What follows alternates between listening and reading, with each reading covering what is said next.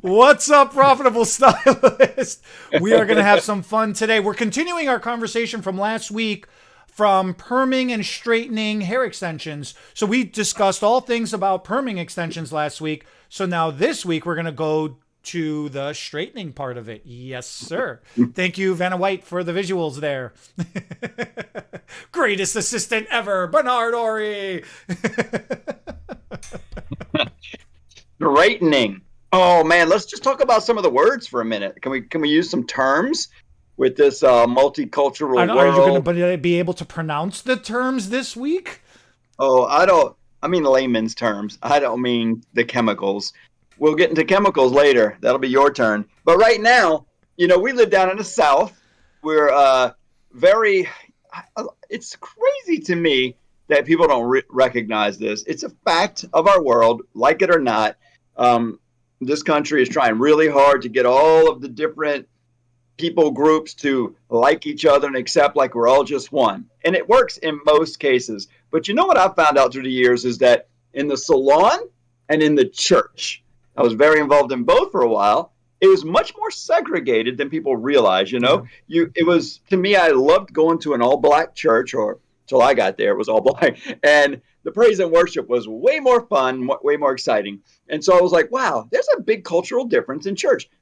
Same thing in salons. There's very few salons where if all the stylists are white, are they doing many black people? Or if all the stylists are black, are they doing many white people? It's very different. So then as an extension salesperson selling hair extensions are huge in the black community.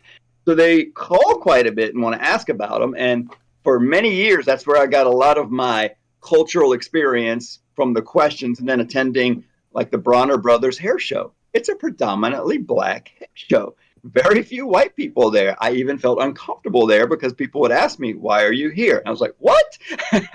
It was like, that's not your hair show. So then it made me think, you know what? At the hair shows I would normally go to, there were very few black people there. You're right. So so the hair products, our hair types are so different. That's why in the salon, I don't really get why it's like that in the church world, but in the salon world, I get it. For the most part, black people are dealing with very curly hair and they're straightening it a lot. So they have different words than most white people use. So in our culture, when somebody would call in and say, do you do a perm? A perm in the black community down south in Louisiana could mean straightening your hair, whereas a white lady would call in and say, do you do a perm? Now, the fact that perms are a lot less often, you don't hear much about it. But back in the day when I did a lot of curling, we would hire a few. So then when wait, Bernard, your microphone's cutting out. Say that one more time. No, can you hear me better now? I think so. You know what? I didn't plug my Wi-Fi in. Oh, that makes more sense. That's why you was cutting out. Yeah, and in the Chicago area, that's the thing about too. Wait, what is this? R2. Yeah. Oh, my Wi-Fi is plugged in. I'm not reading that comment, but that's hilarious. I'll read it to you later. So so anyway, we would have to decipher and ask, do you mean going straight or do you mean going curly? Because a perm didn't necessarily mean curly like most people would have thought it meant in our community. So we got used to just trying to figure, okay, the terminology first. Straightener, relaxer, perm could mean either way, curl. So if you were doing the lingo, there would be definitions for the same word sometimes. And so the case in most consultations, in my experience, that people say, I want a blah, blah, blah. You have to say, what does that mean to you? Describe that to me. So everything goes back to the consultation in my world. Make sure you clearly understand what they're asking for. So I just thought is there any other words that are used that I'm not bringing up in all these different words? I mean, we in the Chicagoland area, we refer to perming a lot as reverse perms. Straightening a lot as reverse perms, and also in the black community, or you want to say anybody with kinky curly hair, right? If they're Arabian, if they're Egyptian. Like we have a lot of, Chicago has a lot of different cultures and diversity around here, right? Sure. So the Indian people, not so much, but especially Arabian people, Egyptians, Africans, Black, South Americans, Latinas, the type of curls that they have are so tight. A lot of them want to keep curly hair, but they want it looser curls. So we actually straighten their hair and then re-perm their hair. So that's like a reverse curl, a reverse perm, or otherwise. When I was coming up, and you had, are more familiar with it too, is the Jerry curls. Jerry curl, that's right. And I'm sure that was a brand name. I'm sure it came from Jerry Redding. Right. Yeah. Guessing. But still, like Kleenex means tissue, or tissue and Kleenex became synonymous. So yeah, Jerry curl was even joked about in some movies. Like, you got a Jerry curl? It basically meant, right, relax the very tight curl, but replace with. So I remember the chemical process of a curl, that was even just called a curl, was putting something. I never did these, so I didn't really understand what was going on, but it looked like some sort of solution that would temporarily relax. It wasn't a relaxer. It wasn't a chemical to straighten it, but I don't know if it was just a thick cream to hold the hair straighter while the perm did its job, but there was something to sort of semi-relax temporarily while they put it around bigger rods and perm. So that, to me, is the whole point of what we're talking about. I know we did curly, wavy hair last week, and we're doing straight hair this week, but still a lot of the same chemicals, and this is not 100%, and this is where I wanted to go with this. A lot of the same chemicals can go both ways. They can either straighten your hair or curl your hair.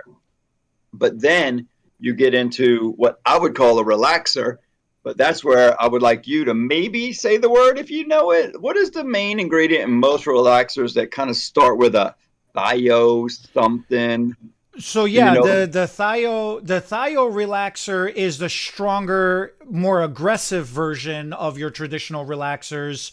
Then you have the lye relaxers, are the softer version, but then people start getting a little thing about the lye because it was a little aggressive on the skin.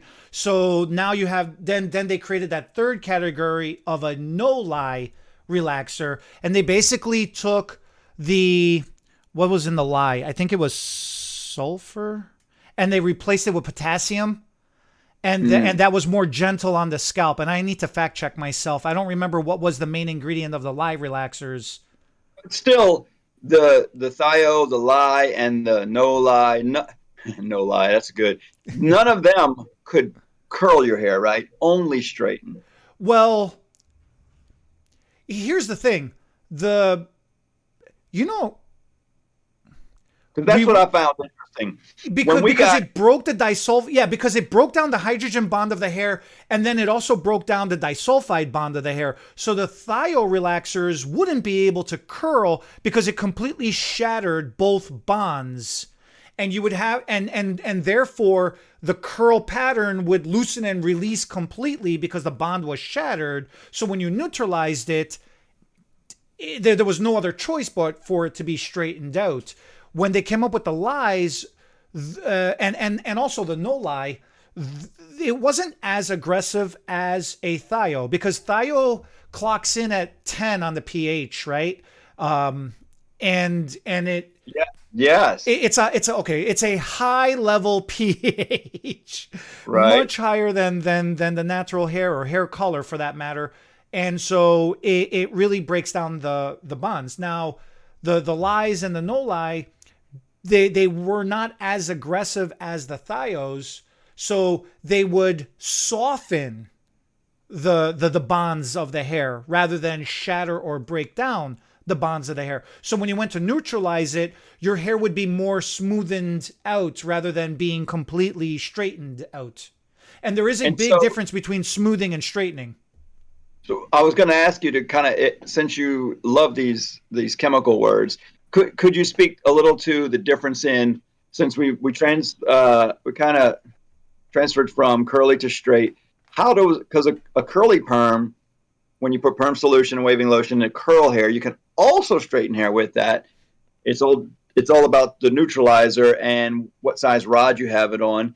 And so in some cases, we would have somebody who had very curly hair. It's a very fast, easy service. We would just squirt perm solution right on their head, comb through it, and it would relax their hair, some to a lot, depending on how long you left it on. You could neutralize if you wanted, or you could just style their hair straight, and it would air neutralize over a couple of days, or a little bit of both.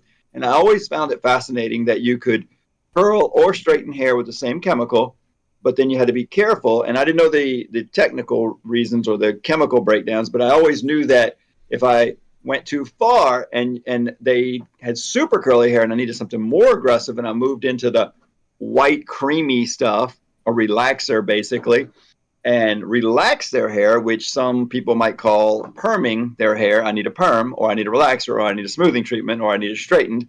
If I moved to that, there was no going back. Whereas if I went too straight with a perm that I could curl hair with, but I straightened, I could come back and technically perm that hair back curly if I wanted to or needed to. It'd be perming. It has to do. Okay, so I mean, there's no other choice. Then we have to get semi-technical for a minute. For you to do now. So what line did I cross? What was I with the chemical perm that I could go both ways with? What chemical is it that allows that to happen? And then all of a sudden, I use this other chemical. There's no going back. There's no curling after. It sounds like because you've destroyed so much. So much the chemical, more so than it is what's happening to the bonds of the hair.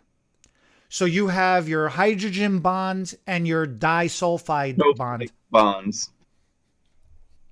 I know. Yes. Go ahead. And so hydrogen bonds is, think of hydro, think of water. It's moisture. Any level of wetness, any level of moisture is going to soften and break down the hydrogen bond of the hair. You also have other bonds. You got like salt bonds and sulfur bonds and stuff like that too. Those do other things. But the two main things that we're discussing right now are the hydro bonds, the hydrogen bonds, and the disulfide bonds. Okay. That disulfide bond gives you, that's your core. Like when you do workout on your abs and that's your core. Oh, yeah. You want to see? Just kidding. Just kidding. Go ahead. Or think about it like your spine, like that's your skeleton system that holds up your body, right?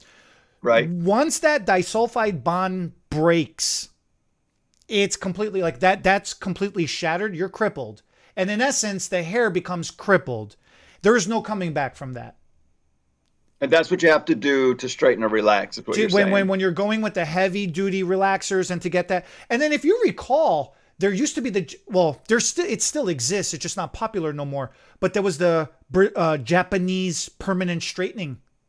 That was also a heavy version of a relaxer as well. And nowadays, I mean, we're talking about Thio and No Lie and Lie relaxers, but there's also keratin smoothing also falls into this category as well. Express treatments and whatnots, all of those things are focusing on the hydrogen bond more than the disulfide bond. And that's why nowadays it's a lot easier to reverse back and forth between straight or smooth, straight, or curl. Whereas in the 90s and the early 2000s, especially when relaxing was in its prime, if you relax your hair, there was no coming back from that. And you had to be careful how you relax the hair, because if it wasn't with the natural fall, if you didn't follow the natural fall from the cuticle, from how the follicle grew out from the head, if you over-directed it too much, when it would start growing out, gravity would pull it down. You'd have this weird pinch point, and the hair would literally snap, and you'd have breakage. So something I never did really get into or understand much was that whole world from the Japanese straightener all the way through to what we more call keratin straighteners, because it seemed to me like that's a good topic to talk about for a minute, because I totally don't understand it. And I know you guys sell a lot of it and teach a lot of it. The thing that got really confusing to me, right at first, it was one thing. It was like, make your hair straight, and it was something different than the relaxer or the perm world. And it was supposed to be so much healthier and conditioning-like. And it was done for the most part, with a flat iron and a couple of applying products, and people's hair would be straight more temporarily, which to me seemed healthier, I guess.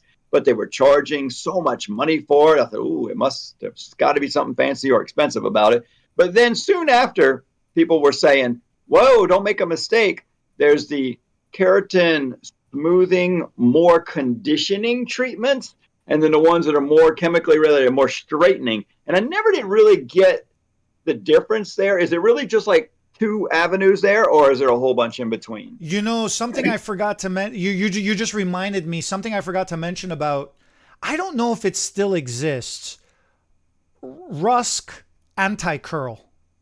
Oh, we loved that, but I had no idea like what category it falls in. Yeah, so in my Wasn't it more like just a perm wasn't it kind of foamy and you would comb it through and basically. But it was technically in the relaxer category. It just wasn't a heavy relaxer.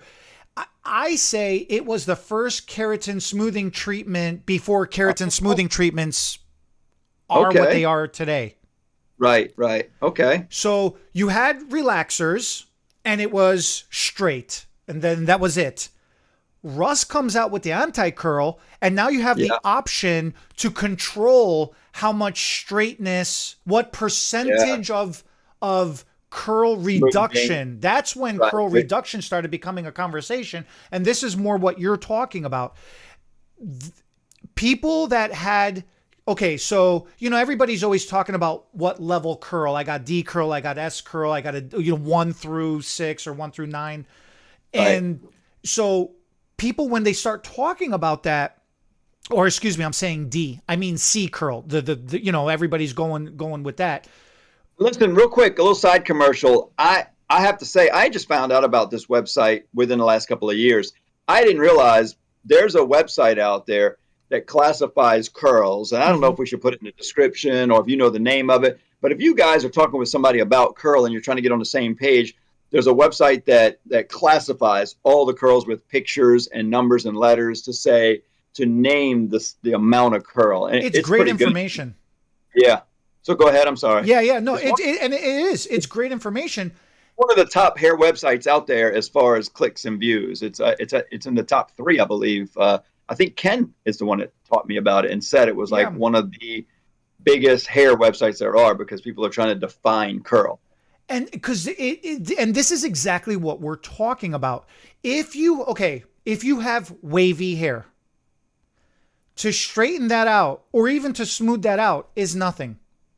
Doesn't take much, right? It's not going to take much. Now, if you start running into curly hair, what type of curl do you have? Do you have beachy curl? Do you have tight curl? Do you have kinky curl? Do you have that Italian Sicilian type curl? Do you have that African black type of curl? You have that Brazilian type curl. You know, there's so many different variations and versions. Everyone's like, it's all the same curl, but it's not, because the amount of moisture or lack of from culture to culture or ethnicity to ethnicity, whichever way you want to say it, the amount of strength, cuticle, tightness, frizz, all of those things, because their diets, the environment where they are, you know, all of those things matter, right? So when you start coming into the strength of the curls and you start reducing, if you've got kinky, tight, curly hair, okay, like our wives, if you reduce 90% of our wives' curls, they ain't straight. Now they just got wavy hair. Right. And we ran into that a lot in the 90s and early 2000s where people had curly hair and they wanted it straighter, and we're using the same chemical on everybody. But just like you said, it's like putting number 8 neutral level 8 color on everybody that wants level 8 hair. You take somebody with your color hair, put 8 on them, take somebody with my color and put 8 on them. They come out differently. And it will lighten some, even though some people say 8 is not going to lighten somebody who's black. Well, it will. Black hair will lighten some. Not as much. Right. And so the similar with curl. You can't put the same chemical, the same amount of time, and expect the exact same results on all the different levels of curl. And that's how we started then in the, when was it?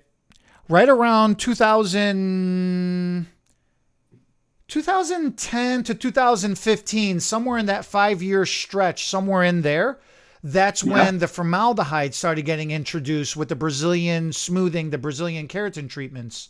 And people were doing relaxers and the anti-curls. Then the Japanese straightening system came out, and that just blew everybody's And from outside worked great. It was just killing us. And because that was the thing. The Japanese straightening system came out for people who had ultra thick, resistant, tight curls that would straighten their hair out. But in the industry, what happened? Oh, that worked really nice on that one person. Therefore, this is my life now. This is all I do on everybody. Thin, soft, fine hair. So what's the difference? So is there a difference between the ones that are like keratin conditioning, smoothing, or conditioning treatments compared to straightening? Is there any terminology to know the difference? So this is what I teach. When I do my smoothing classes, I'm always teaching curl reduction. You got to think about curl reduction. Don't worry about how much smoothing am I getting. Look, all these companies, research and development, I don't care what brand you're using. We all have our opinions. This brand is good. This brand sucks. But at the end of the day, with respect to all brands out there, they're spending millions of dollars, tens of millions of dollars on research and development. The stuff works. Just in our opinion, which one do we like the performance of for our type of clientele, for the region that we exist in? That's why the opinion starts coming in, right? So when I'm teaching my classes, I'm talking about, look, a keratin treatment is going to strengthen, smooth, anti-humidity. It's going to protect. It's going to do all the things a keratin smoothing is supposed to do. How much curl reduction and how long is that going to last? In what application are you trying to do it on? Is gray hair a factor? Is soft hair a factor? Is bleaching and compromised hair a factor? Is the culture of your clientele a factor? You know, there are a lot of variables that come in. So you got to have the option, just like with hair color. We have level 1 through 10, and we have 6 or 12 or 3 dozen of every single tube of color sitting in our color room. We don't know who's about to walk in and what they're about to ask for. We got to be loaded and prepared to service the need of the client coming in. So it's the same thing with a perm. That's why there is the exotherm and the neutral pHs and, you know, the gray hair, the highlighted relaxers are the same thing. You got to have that variety of different strengths and different formulas, different ingredients to be able to be properly service the level of curl that's about to come in that needs to be smoothened or completely straightened out. That's good. Yeah, so, you know, it makes me think, like, when I first got into hair extensions, I didn't mind telling all the other salons in town, I'm doing extensions, send your clients to me. They didn't want to get into extensions because of, back then, it was so much education and practice required. I'm feeling like that about these straightening treatments. We never really did a lot of it in my salon. We used to refer it out because I knew a few other salons really specialized in it. And I kind of had an idea. I didn't know it was quite as complicated as you just said, but that makes sense. We've got all this color in the back room and in 2 or 3 different permanent, semi-permanent, demi-permanent, and 3 or 4 different categories of strengths and hundreds of tones and levels. And so with straightening, might not be as complicated, but there's still quite a few different levels. And so I always felt like, you know what, we can make people's hair curly. That's a little more basic perm, 3 or 4 options. But when you're going straight, there's so much more going on. I don't want to mess it up. Let's just refer that to people who have the practice, the experience, the knowledge, and love doing it. So we always kind of steered away from it. Through the years, I've hired a couple stylists that think they got it and they'll do it and they work within a brand they love. But it's mostly gone from wavy to a little more than wavy to less wavy, almost straight. And so we're in a safe zone. That's what I would recommend to people out there, is just know when to say no. It really matters. What you just said really matters. I just wrote an article about having to say no to the client and managing the expectation of the client. Right. And just to paraphrase one thing from my article, just because I think it applies to this and to everybody. It needs to be said more often. Our client, okay, so I am speaking to stylists. I know there are non-hairdressers watching this, and I mean this in the most sincerest way. Okay, so this is my analogy that I wrote in my article. It was a professional article. Okay. Our clients are children that are in line when we're trying to check out and they saw a toy and they want it right now because they got excited. Gimme, gimme, gimme, gimme. Gimme, gimme, gimme, right? And if we say no, not now, the way you say no depends on whether that kid is about to throw a tantrum in front of everybody or they're about to understand, okay, I can't have this right now, but I can have something else when we get home, right? Right. I want red in January, blonde in February, and I want to go back black in March and then back to blonde in April. Right. No. You have to manage that expectation. And if you don't do it, then the client is confused. They don't understand why they can't have it, you know? And us as the stylist, we need to be mentally prepared like a parent. You have to tell your child no 10 times a minute, 100 times an hour, you know, and for the next 30 years of their lives, you have to continue to say no without getting pissy about it or getting frustrated about it. And that's what happens is we've said no to so many clients for so long. It gets, we think we're telling the same person over and over. So then when the one comes in and asks what we deem as the stupid question, we're like, no, how many times do I have to say no? And really they're like, this is the first time I ever asked you this. And you got to, you've got to remember who you are and who they are and just, right. And that's the ones that get paid the big bucks. That's the hairdressers. I had to learn the hard way to stop being mean to clients because you do get to that point where you just want to say, read my blog, watch my YouTube videos. You should know more. But you don't. That's why they pay you the big bucks to say, well, you really can't do that. Let me explain why. And you do have to educate them a little bit. So that's good. But now here's another thing on the client side of it. So many times I'll do a consultation with a client at just this past Thursday. I had a new consult. And I don't charge for my consults, and I spend 20 to 30 minutes on a consultation. And everyone's like, man, that's a lot of time. But here is my problem. Just like the client I had on Thursday, nobody ever you know, she was an older lady. She was in her early 50s. And nobody spent the time in her entire life to just explain to her her type of hair. Just every hairdresser always said, shut up, sit down. I know what's best for you. This is what we're doing because this is what's the trend. Yeah, that's good.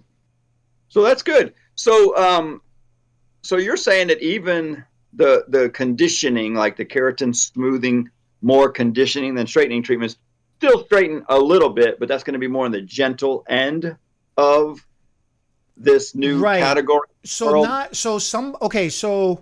Let's rewind back to the hydrogen bond. So this will answer your question.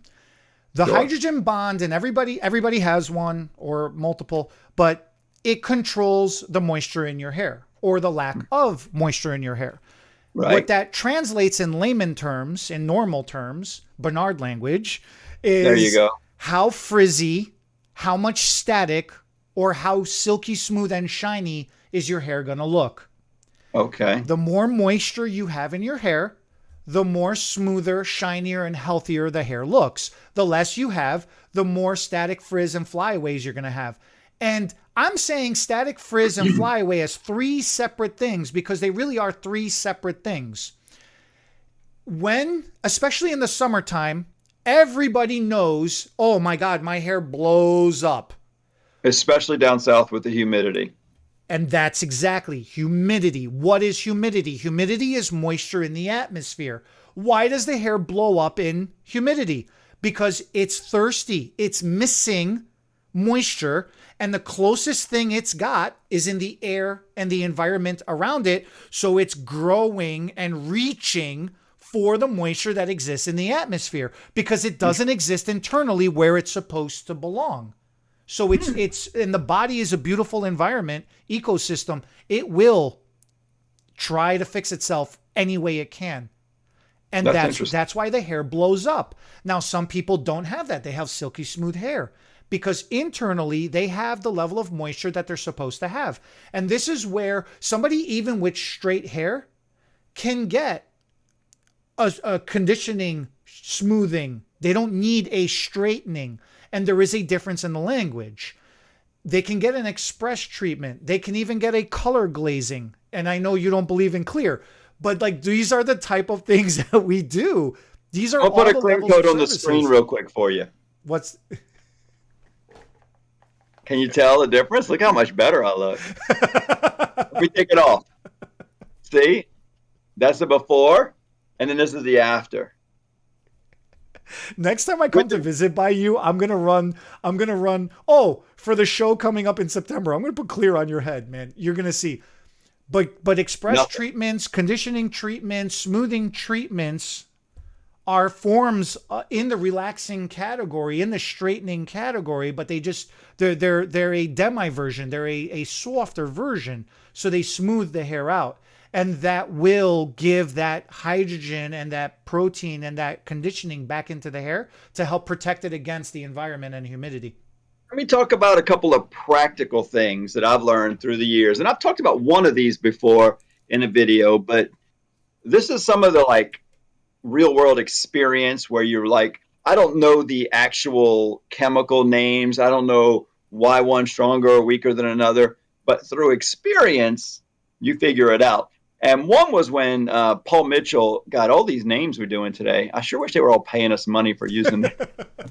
Paul Mitchell came up with what they called a shampoo journey. When they came out with their relaxer, they had at least two versions. I don't know how many they have now, but it was like a stronger and a more mild relaxer.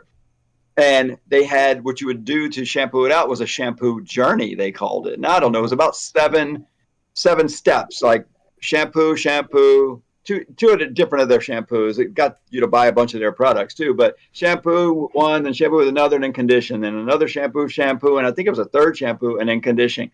And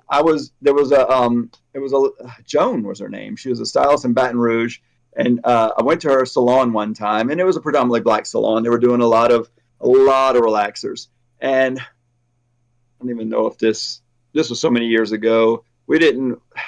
I don't even know if this is right or wrong. I hate to say it now that I said her name, but the same bucket. She's using this bucket of relaxer on one girl after another. And I'm thinking, is that sanitary? And I see hair, a little bit of hair. You know, we always have a little hair in a comb or a brush. If you're combing through somebody's hair, there's going to be a few hairs on there. You should be cleaning them, sanitizing between clients. And she's dipping that comb in there and combing it on one person, sits them aside, goes to the second one. And the clients all see it and know it. And she said, no. I said, oh, you dip out the same bucket? What about the hair that you just got in a bucket? And she said, it won't be there tomorrow. I said, wait, what? She said, it will disintegrate. I was like, whoa, that was mind blowing. And I thought, she said, so there's nothing bad going from client to client that can live through this treatment. I thought, you just said that in front of clients? That's how serious this stuff is? That really blew my mind. And I was thinking that self-sanitizing. It's self-sanitizing. It'll look like a brand new clean bucket of relaxer in the morning. All the hair that's in there is just going to melt away. And so that was in my mind, along with something else she said at another time a few months later. She said, this is why so many black clients, or not clients, black ladies who are relaxing their own hair at home have no hair on the back of their neck here. Oh, it was clients of stylists. I said, what do you mean? She said, well, a lot of times it's in your white salons and you don't know this well enough. You're not getting the relaxer off their neckline. It's laying in the shampoo bowl. You're rinsing everything out. You think you've rinsed it well enough, but you're not wiping the neckline enough. Some clients at home are doing the same thing, not rinsing it out soon enough or well enough. Mm-hmm. And so what's happening is it's staying on their head a little. You don't see it. You think you got it shampooed out, but there's still some residue. And that's what the shampoo journey was all about. So knowing about the journey, the hair's melting in the bucket, and then her telling me the hair's on the back of the neck, because I'm doing hair replacement, and I've got a lot of consultations coming in that are black ladies saying, what can you do about the hair here? And I'm thinking, why are so many ladies losing their kitchen hair? And she was saying that it was about the relaxer not getting rinsed out well enough right there. So that's when I put it together like, wow, relaxers are serious chemicals. My first experience with that, so when I first started doing extensions, I didn't know much about anything, just like nobody would, right? Right, you got to start somewhere. And they all come natural body. So when I would order straight hair, I never realized straight ordering straight hair versus wavy hair, straight hair is still natural body. Yeah. And they didn't know what that meant. So the client would say, "Yeah, can you straighten this out?" It's still kind of, like when I wash it, it still gets like a kind of, if I let it air dry, it kind of waves a little bit. And, it's not pin straight. I'm like, well, I don't understand because I ordered straight hair. You must be doing something at home. Again, not understanding natural body. But I'm like, yeah, we'll relax it. No problem, right? So the first time I do it, well, scalp to ends, it's a relaxer. Melted the bond. Yeah. Melted the bond into her hair. It was a hot mess. That was a disaster. Okay, round 2. I'm going to do it on the pack of the hair before I install it. Yeah.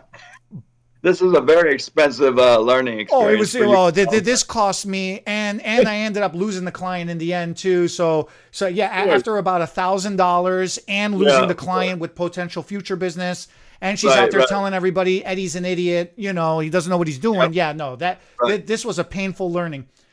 But yeah, same thing. Bond all the way through the ends. The bonds fused because I put them all together on the pack. They all fused together, so that was a hot mess. The hair melted because I left it on way too long, thinking it's like hair coloring. We talked about it. You leave it overnight. Right. I left it in the solution overnight in the relaxer, and it melted in the morning. Half the hair was gone. It was rough. So then I'm like, okay, don't do it on keratin bonds. Do it on the beaded, or do it on the wet. Do it on the wefts. That was a disaster. All the return hair was sticking straight up. What did you eventually learn about straightening hair? Could you do it, and how did you do it? That's what started teaching me how hair extensions are processed so differently than our natural hair is, and how the timing, it's all in the timing, and it's a lot of manual labor. A perm, the labor in perming is wrapping the rods. Yes. Spraying the solution, and you walk away. Right. With the relaxer, you can't. I mean, you could kind of walk away, but you really can't. You could work it a little bit, right? Most people go back through and make sure you didn't miss any spots. I don't have a ton of experience, but I just remember that they would part it and comb it through, and then go back through and smooth it, even sometimes using the spine of the comb to lay the hair down, and then part the next section and kind of push it straight. I don't know if you need to push it straight while the chemical's doing its thing too, but I noticed most stylists did. So no different than, like with a perm, how you unroll the rod to check your S curl, your test curl. Yeah. So that's the same thing with a relaxer. What you're continually smoothing and straightening out that section, and then you kind of got to push it a little bit to see how like, is it laying like a spaghetti, or is it still have elasticity and it's bouncing back at you? And you got to test the tensile strength of that section as well too. Make sure it's not completely breaking down and snapping. So relaxing, there is a science to it. There is a method behind it, So let's talk about some of the ways I've made the most money with this particular type of service. For me, it was on guys with hair like this or similar to this. So what I learned was, okay, the weird thing about men's hair that you start to realize over some time when you're doing men and women, their hair's short if you're dealing with short hair. With short hair, you don't have to be as careful with damage. And let me kind of clarify that. Okay. Because their hair's growing out and being clippered off, cut, it's being replaced more often. And it's only growing out of the head a few months of hair. Whereas a girl's hair who gets down to the shoulders or longer, you're dealing with more hair, more time, more just environmental stress and damage on top of the blow drying every day if they are, plus the chemicals they may have done or didn't do. So all the damage shows on more hair, plus you've got older hair that's had more damage, so you potentially damage it more. So what I learned about men was that it's unlikely this guy coming in with my hair is going to want a perm to curl his hair. If I know that, because I've been doing his hair for a while, but he has curly hair, and he said, I hate my curly hair. Like Justin Timberlake, when he went from curly to straight. He's like, I wish I could do straight hair. And his stylist, I remember talking to the guy that did his first straightener, he said, we can do it. And so that's when I kind of realized, like, at some point, relaxers. And here's a practical reason. I could squirt perm solution, but it's really fine, liquidy, and would run down his face. Sure, I can put cotton on. I was teaching a new apprentice in the salon the other day. We were doing it on a mannequin. We were learning how to curl hair. Actually, it was extensions hanging on a rack. And we were squirting perm solution on the rods. There was no face to worry about. And he said, he's a young guy, and he says, now, how would you do this on a real person? Wouldn't it be dripping all in their face and everything? I said, you'd use a little conditioner on their skin and this long string of cotton you'd put on there to kind of soak it up. And he started laughing. He goes, you're messing with me, huh? No. He said, that's a joke. That sounds like they look real stupid. I said, yeah, they do look real stupid. I'm used to it. I don't consider it stupid, but I guess if you've never seen it before, hair wrapped up in curls, plastic bag on your head, maybe some coffee stirrers to hold the bands off the hair or little picks, and cotton all the way around. Maybe it does look like Halloween. I don't know. I've been doing this forever. Yeah, I guess it just looks right. stupid. To us, it's normal. I mean, we plaster Vaseline all over the hairline, and then we put 2-3 layers of cotton going across. So what I learned with the relaxer was white and creamy, and so that what Casper, lay down. My puppy dog's here with me today. Stay right there, good boy. So what I learned was that the relaxer, being white and creamy, would stay put easier. And I didn't have to worry about it possibly being a little more damaging because I would just rinse it out sooner. But I couldn't take mostly it was here that I was doing the side. They want to keep a little wave up top, but they wanted this to lay down and not kind of kink up and fluff out. So if I took too much time putting it on like color, little half-inch sections, and by the time I got to here, or I was going this way and got to here, then I did this, and then I did this, by the time this was done before I even started over here. So I had to be careful. This stuff works really fast.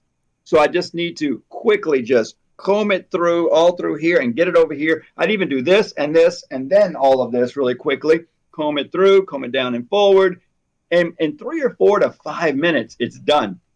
So it was fast and easy. It's thick and white and creamy. It would stay in place. I didn't have to use cotton. I didn't have to worry about dripping. And if I used a liquid perm solution, that would take more like 10 or 15 minutes. So which I would do on a girl with longer hair if I was trying to preserve health of hair. But with a guy with such short hair, the most resistant short hair, brand new, no color, no environmental damage yet, it would work fast and easy. And it's also the reason why those men's color lines are so popular out there, just for men, or Redken does a camo color, but a lot of people do that really fast, aggressive color. It is aggressive, but it's also extra damaging, and it's not recommended for most women because of all those things we just talked about. Men, short hair, we can aggressively we can push the envelope a little bit with damage. They're never going to experience tangling on this short hair. Yeah, right. So it's not much of a factor. So that's where I made the most money, is just using the most aggressive, thick, creamy, white relaxer, painting it on the side and charging an extra $30 or $40 onto a haircut because it took like 5 minutes to do. So then for the women's side of things, what you can think about is there are a lot of women who fall into their hair is not straight, but it's not wavy. It lives somewhere in the middle. And then there's a second category on a little further in. They're curly, but they're not, you can't consider them wavy. They're not beach curls. They're just some weird thing, right? Yeah. So you could do a relaxer, or nowadays a keratin, and you can kind of diffuse down or smoothen out a little bit of that wave or that curl. So now you can do straight extensions, or now you can do wavy extensions. Or that's a good point. You can reduce some of their tight curl into a looser curl, so then you can do curly extensions. And the thing, what a lot of people, stylists especially, miss, and what clients don't fully understand or appreciate, you cannot force extensions to match your hair. it is way easier, way healthier, way safer to make your natural hair match the extensions as close as possible. Hair extensions? Yeah, like if you get straight extensions, straighten your hair out to match those extensions. Don't try to straighten the extensions out. If you've got wavy hair, wave your hair so it matches the wave pattern of the extensions, and curls, match your curls to the curl pattern of the extensions. Just like we're always saying, match your hair color to the extension color. Color your hair to match the extension color. Don't try to force the extension color to match your color. Or curl. That's good. Or curl. Right. Yep, so that's where a lot of profit comes in as a service from the stylist side of things. But for the client side of things, it lasts longer. You can wear them longer. Your experience is 10,000 times better. I have no experience with this most popular straightening, I say most, Brazilian blowout. Just blew up across the country. People call and ask, do you have the Brazilian method, the Brazilian blowout? What category do they fall in? I think I'd like to end there and just kind of, do they have different levels? What category do they fall into? Because my stylists every other year are begging me to do it. And then my reps that don't carry it are saying, you don't want that. You got to have the hood vent in your salon. You got to take the air out. You can die. And I'm like, I thought they took the formaldehyde out. I thought you didn't have to do that anymore. But traveling the country teaching hair extensions, I've seen the hood vents over certain stations. They're wearing masks when they're doing it. And I thought, I don't think I want to get involved with that. So here's a funny little story. Well, I guess it's not funny. Uh-oh. Scratch the funny part, but here's a story. I'll be serious. Right. Before the TSA regulations and flights and how they are now again. So, what I'm saying is pre 9/11, right? Yep. It was way easier. The rules were way more relaxed. Sure. So literally, I used to have clients who were flight attendants bring in Brazilian blowout from Brazil, like literally that's where the name came from. Okay. So they were using straight formaldehyde to straighten hair out in Brazil. And so they'd smuggle it in, they'd bring it in. I guess now I'm going to get in trouble for saying this on live, aren't I? No, anyways, it's too late now. We're down a rabbit hole. But that was the product. And the percentage of formaldehyde was not regulated because in other countries, they don't have the regulations, FDA and OSHA, that we do here in America. Okay, fine. When what you're talking about and your reps are talking about, the percentage of formaldehyde back then was double digits, 10, 13, 16%. And that's where people were getting nosebleeds and respiratory failure and heart attacks and headaches and all of that, It was a bad day. And yeah, you needed gas masks and face masks. Really well. But it was amazing. It worked amazingly. Oh my God, it was so worth doing it. Yeah, you had every fan blowing in every single direction with the doors open and everybody's was oxygen, but it looked amazing. Absolutely amazing. Yeah. Fantastic. So nowadays they're a lot more regulated and they do have different strengths nowadays. And you have formaldehyde free. You got the glycolic acid or the other, every brand has some variation of formaldehyde free. And the companies that still do have formaldehyde versions of them come in different strengths as well. So I'll do a big shout out. I use their product. I am not worked for their product. Like I don't get paid by them. But I'll do a huge shout out to Keratherapy. It is a keratin smoothing brand that spends a lot of time and effort to actually educate the stylist on the different levels of formaldehyde and how it works, what it does, how it recycles into the atmosphere. They also have formaldehyde free and express, just like a lot of other brands have as well too. But their Carabon technology for me personally made a lot of sense. That's why I chose to use that brand. And I like how upfront and open they are with the information.